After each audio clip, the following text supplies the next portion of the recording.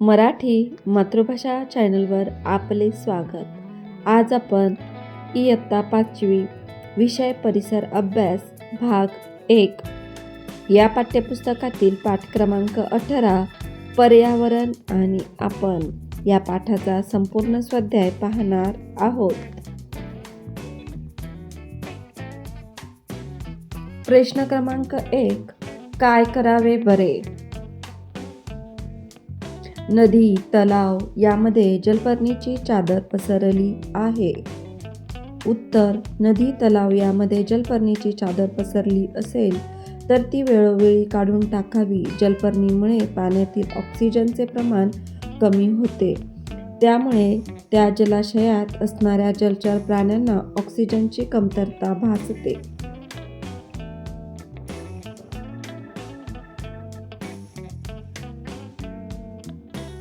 प्रश्न दुसरा. जरा डोके चालवा. एखाद्या ठिकाणी घारी राहिल्या नाहीत तर काय होईल? कोणत्या सजीवांची संख्या वाढेल? कोणत्या सजीवांची संख्या कमी होईल?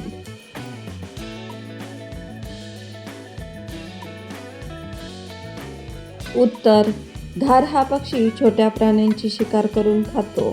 जर एखाद्या ठिकाणातील घारी राहिल्या नाही तर त्या ठिकाणी छोटे पक्षी, उंदीर यांसारख्या प्राण्यांची संख्या बेसुमार वाढेल आणि घारीवर अन्नासाठी अवलंबून राहणाऱ्या प्राण्यांच्या संख्येत घट होईल.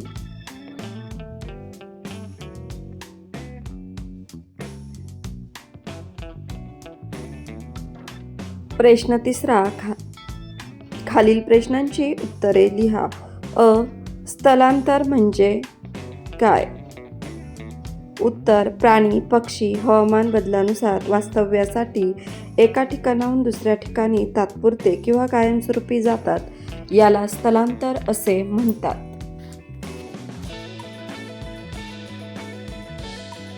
आ. पक्ष्यांचा जीवनक्रम लिहा. उत्तर: पक्षी घरट्यात अंडी घालतात. काही काळासाठी ही अंडी घरट्यात उबवली जातात. अंड्यातून पिल्ले बाहेर आले की त्यांची काळजी घेतली जाते. पिल्लू मोठे होऊन ते उडू लागले की घरट्यातून उडून जाते.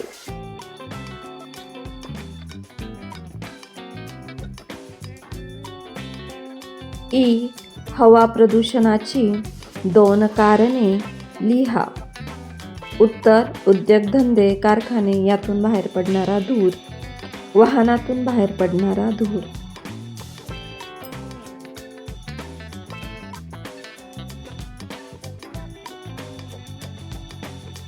ई. जमिनीवरच्या उपलब्ध वनक्षेत्राचा वापर आपण कशासाठी करतो? उत्तर: जमिनीवरील उपलब्ध वनक्षेत्राचा वापर आपण शेती, उद्योगधंदे, जळाऊ लाकूड, आयुर्वेदिक औषधे, उद्योगधंद्यासाठी लागणारा कच्चा माल यासाठी उपलब्ध वनक्षेत्राचा आपण वापर करतो.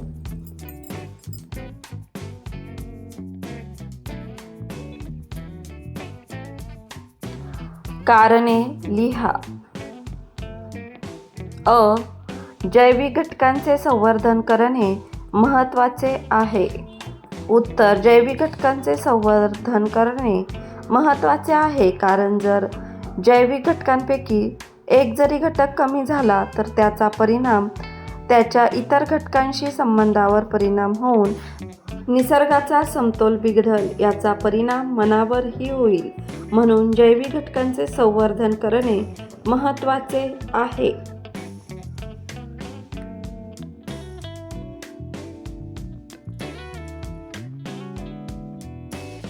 आ. वन्य प्राण्यांच्या संख्येत दिवसेंदिवस घट होत आहे. उत्तर: वन्य प्राण्यांच्या संख्येत दिवसेंदिवस घट होत आहे कारण जंगलात राहणाऱ्या प्राण्यांच्या सर्व गरजा या जंगलातच पूर्ण होतात.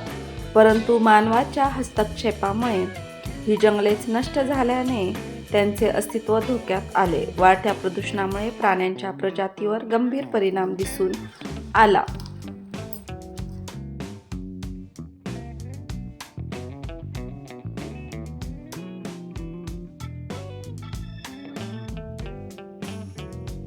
प्रश्न 5.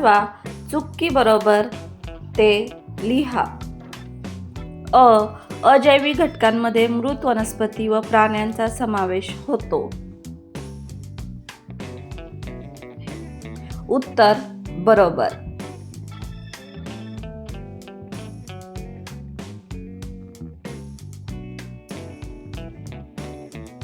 ई. जैवविविधता जपणे आवश्यक आहे. उत्तर बरोबर.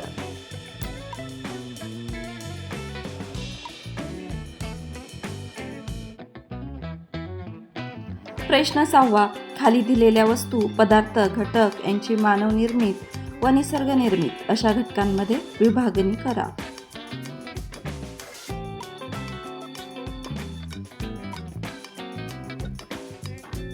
उत्तर मानवनिर्मित घटक वीट, खुर्ची, टेबल, पेन, पुस्तक. निसर्गनिर्मित घटक माती, घोडा, दगड, पाणी, जलपर्णी, सूर्यप्रकाश, डॉल्फिन, कापूस, झाडे.